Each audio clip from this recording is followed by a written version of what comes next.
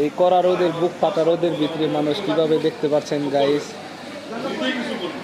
ধান শুকাচ্ছে। এটা হলো ধান না তো ভুট্টা। ভুট্টা নাকি? দেখ বোঝা যাচ্ছে ধানের মতো দূরে থেকে, কিন্তু এগুলা ভুট্টা।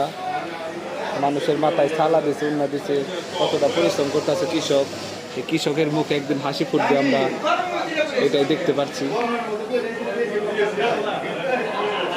কতটা পরিশ্রম এই রোদের মধ্যে, টাকা যাইতেছে না, আর ওনারা এত কাজ করতেছে। আর সালমন আর ইয়ে দেখতেছে।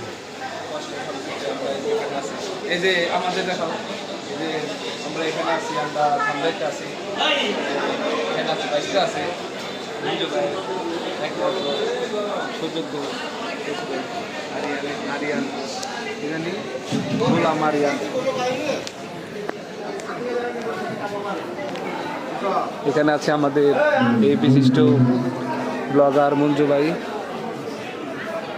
আমরা আছি ধামরাইতে।